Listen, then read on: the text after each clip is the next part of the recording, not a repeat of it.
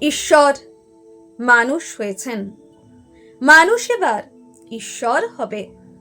সামান্য পতি বস্ত্র পরিয়ে ক্রুশে আরোপ করল যিশুকে। চারটে সৈন্য যারা তদারক করছিল, তারা বসলো যিশুর পোশাক নিয়ে ভাগাভাগি করতে। কেউ নিল বহির্বাস, কেউ কোমর বন্ধ, কেউ পাগড়ি, কেউ জুতো। কিন্তু জামাটা কে নেবে? কি সুন্দর জামাটা! এক হোর সেলাই নেই কোথাও, সমস্তটা একসঙ্গে বুনে তোলা, বুঝি ওর মার তৈরি। কিন্তু জামাটা তো আর ছুঁড়ে 4 ভাগ করা যায় না। এসো আমরা জুয়ো খেলি, দেখি কার বরাত খোলে। যিশু নিদারুণ যন্ত্রণায় বিদ্ধ হচ্ছেন, আর তারই ক্রুশের নিচে বসে জুয়ো খেলছে সৈন্যরা। নিপীড়িত মানুষের মধ্যে কাঁদছেন ঈশ্বর, আমরা সেদিকে দেখছিও না তাকিয়ে। কে কোন ভোগ্য বস্তু আয়ত্ত করতে পারি তারই ফিকিরে বসেছি জুয়ো খেলতে। চরম মুহূর্তেও পাপীকে ত্যাগ করেন না যিশু।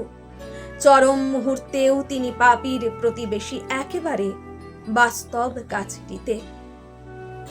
পাদ্রী, পুরোহিত থেকে পথচারী সবাই গাল দিচ্ছে, কতই তো বলে বেড়াতে তুমি ভগবানের পুত্র, কই দেখি নেমে এসো ক্রুশ থেকে, পুত্রত্ব দেখাও। আবার বলা বলি করছে, যদি পুত্র হতো ভগবান নিশ্চয় ওকে ভালোবাসতেন, আসতেন সাহায্য করতে। কেউ যখন আসছে না, বোঝা যাচ্ছে ওর বাহাদুরি। যিশু যদি আসতেন নেমে, কি প্রমাণ হতো? প্রমাণ হতো ঈশ্বর প্রেম ক্রুশ পর্যন্তই যেতে পারে, ক্রুশ অতিক্রম করে যেতে পারে না মৃত্যু পর্যন্ত। যেন যতক্ষণ ক্রুশকে বহন করে আনছে ততক্ষণই প্রেম, আর যেই ক্রুশে বিদ্ধ হলো আর প্রেম নেই। যেন প্রেমেও কোথাও টানা যায় সীমারেখা, বলা যায় এতটুকু, এত দূর, এই অবধি। বাঁচালেই প্রেম, মারলে প্রেম নয়। এমন কোন যন্ত্রণা আছে যা প্রেম বইতে পারে না? এমন কোন লাঞ্ছনা আছে যা পারে না ক্ষমা করতে?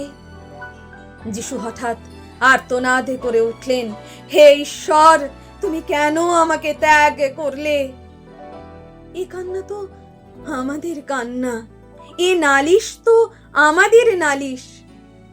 যিশু যদি যন্ত্রণার মধ্যে প্রসন্ন হাসি মুখে বিদায় নিতেন নীরবে, মনে হতো তিনি বুঝি আমাদের নন। ঈশ্বর হয়ে তিনিও ছেড়ে গিয়েছেন আমাদের। তিনি আর্তনাদ না করলে আমাদের কান্নায় তার কাঁদা হতো না, আমাদের রক্তে ঝরতো না তার বুকের রক্ত। মানুষ ঈশ্বরকে হত্যা করলো, মানুষকে ঈশ্বর বাঁচিয়ে দিলেন। মানুষ ঈশ্বরকে দিল নশ্বরতা, ঈশ্বর মানুষকে দিলেন অমরত্ব। ঈশ্বর মানুষ হয়েছেন, মানুষ এবার ঈশ্বর হবে।